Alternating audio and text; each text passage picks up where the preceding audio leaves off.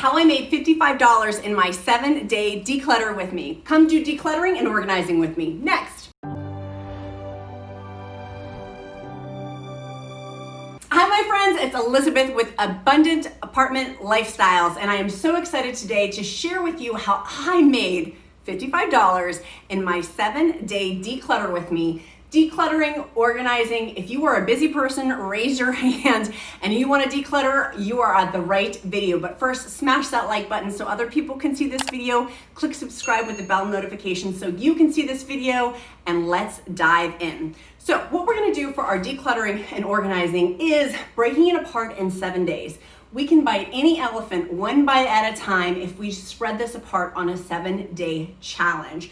What I would encourage you is after 21 days, it makes a habit. Studies have shown. So literally doing 3 rounds of these 7-day challenges are going to help you massively declutter and massively organize. Who could get excited about that? I know I can. And when you stay till the end, I'm gonna show you how I made that $55 from my Declutter with Me challenge. You can do it too. Let's dive in. So day 1, we're gonna break it down into our action steps for day number 1. Day number 1, what you're going to do for your 7-day declutter with me and organizing with me is you're going to literally do a brain dump. Get a piece of paper, something you can physically write on. Not a phone, not a tablet, not your laptop, a physical piece of paper. Studies have shown within your brain, you will literally change the brain stem cells on them, the branches coming off of the brain, making new patterns and new behaviors when you write something tactilely. So get a pen and paper or pencil and paper and start brain dumping every space in your apartment or your home that you want to declutter, that you want to do organizing with.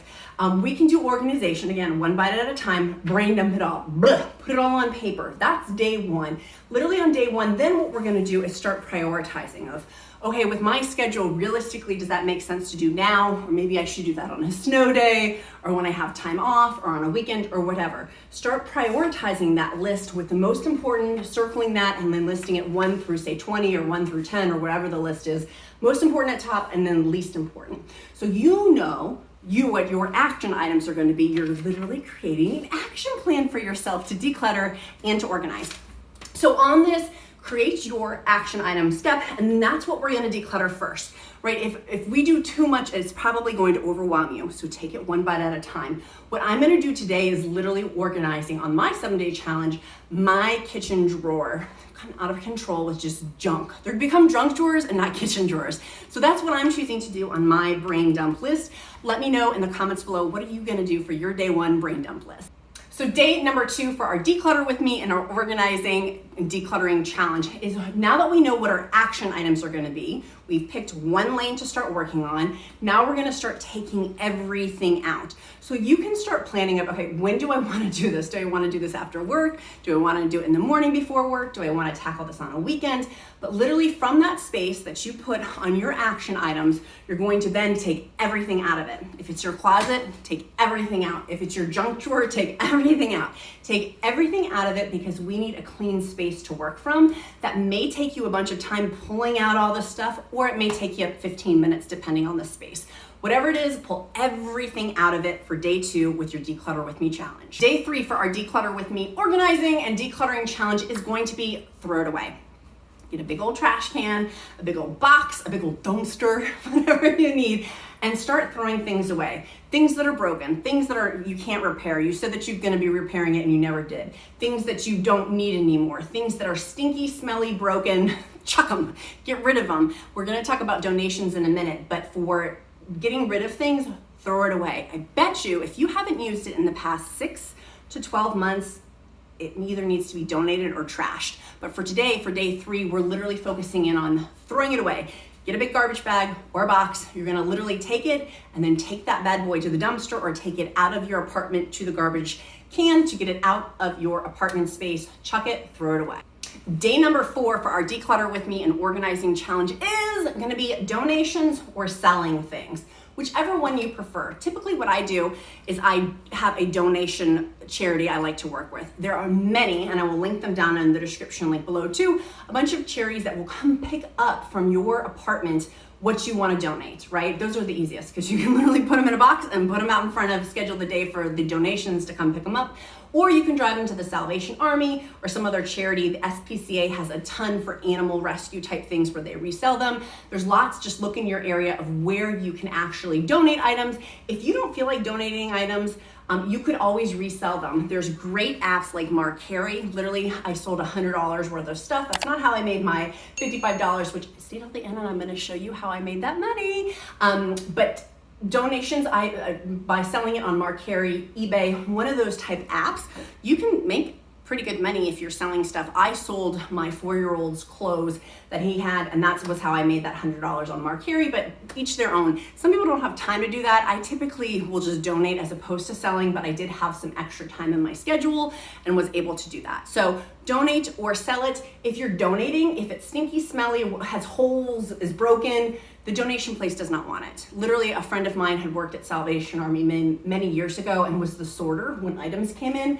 She said they always threw away things that had holes, were stinky, were discolored. Don't donate it. If you wouldn't give it to your mama or to somebody else, don't donate it. Make sure you're donating good quality items. Chuck it if it has holes, is broken, things like that. Day number 5 for our 7-day Declutter With Me challenge, how we're organizing and decluttering our apartment space. We are going to do for day number 5 is bins or homes. We are going to find organizational bins for items. I'm not saying you need to go out and buy bins. Depending on the space, you can repurpose what you already have. You can use different types of things that are already within your apartment to make bins. But the bottom line is before you put it away, the items for that space when decluttering and organizing need a home. So you know, your brain knows if you take that item out that there's a place for it to go back into. If you don't have a designated home, that space is gonna get decluttered again. It's gonna get really, really messy again. We wanna create a system for you to make this a long-term sustainable lifestyle of organization and decluttering. Remember, that takes 21 days to make a habit.